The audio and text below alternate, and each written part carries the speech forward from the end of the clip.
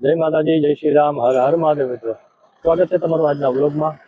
અને ભાઈ આજે થઈ ગયો છે શ્રાવણ મહિનાનો 9મો દિવસ.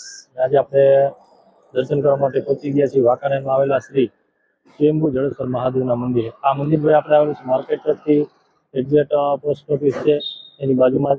ચાલો મહાદેવના દર્શન કરીએ. હર હર મહાદેવ. પોસ્ટ ઓફિસની બાજુમાં.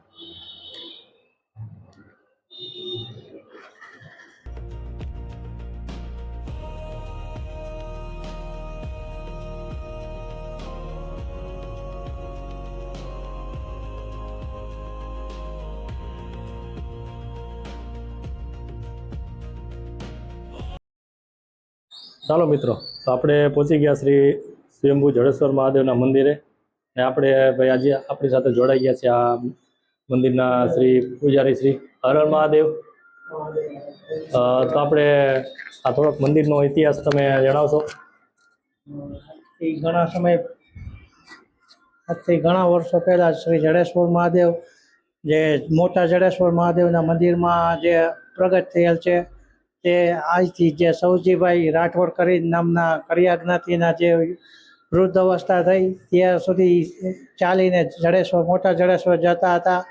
પરંતુ એક દિવસ જઈ ન શક્યા અને મહાદેવ તેને સપનામાં આવ્યા.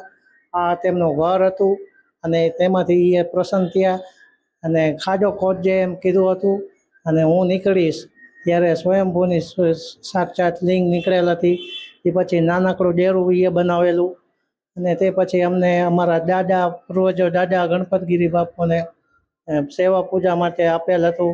તે પછી ઘણા બધા ફાળો કરીને અમે અમારી રીતે જે કાંઈ આયોજન કરેલ છે અને મંદિરનો વિકાસ કરેલ હતો. અને કોઈ પણ વ્યક્તિ પાસે અમે કોઈ પણ જાતનું કાંઈ માગતા નથી. જે કંઈ આ ઉંમરે પણ આવે તેના ધૂપ દીવા કરી અને અમે તેની સેવા કરીએ છીએ. ઓમ નમઃ શિવાય.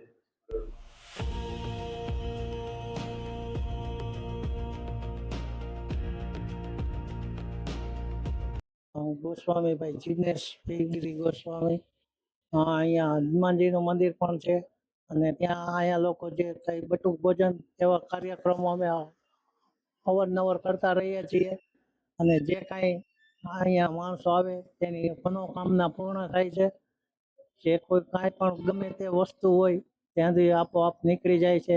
એને સાક્ષાત પગે લાગવાથી અંતે પ્રશ્નો એના દૂર થઈ જાય છે. અને અમે સેવાકીય જ કાર્ય કરીએ છીએ. કોઈ પણ જાતનું કાંઈ પણ વસ્તુ લેતા નથી અને તેવી નિષ્ભાવનાથી સેવા કરીએ છીએ. અને રોજ દીપમાળા શ્રાવણ મહિનામાં રોજ થાય છે. જે કોઈને લાભ લેવો હોય તો સાંજે 7:30 વાગે દીપમાળાનો લાભ લઈ શકે. બાજુમાં જ આવેલું છે શ્રી કષ્ટભંજન હનુમાનજી મહારાજનું મંદિર.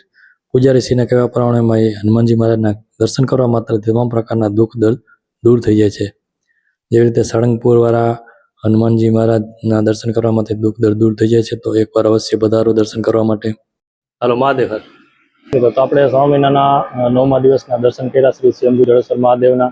અને પૂજારીજી પાસેથી આપણે મંદિરનો ઇતિહાસ પણ જાણ્યો. તો મિત્રો, તમે ચેનલને હજી સુધી સબસ્ક્રાઈબ ના કરો તો સબસ્ક્રાઈબ કરી લેજો, જેથી તમને વિડીયો અપલોડ થતા નોટિફિકેશન મળી રહે. રોજ અલગ અલગ મહાદેવના દર્શન કરવા માટે ભાઈ ચેનલને સબસ્ક્રાઈબ કરજો, લાઈક કરજો અને શેર કરજો. તે બને એટલો વિડીયો બધા મહાદેવ ભક્તો સુધી પહોંચી શકે અને ઘરે બેઠા મહાદેવના દર્શન કરી શકે. ચાલો હવે મળીએ આવતીકાલે. ત્યાં સુધી બધાને જય માતાજી, જય શ્રી રામ, હર હર મહાદેવ.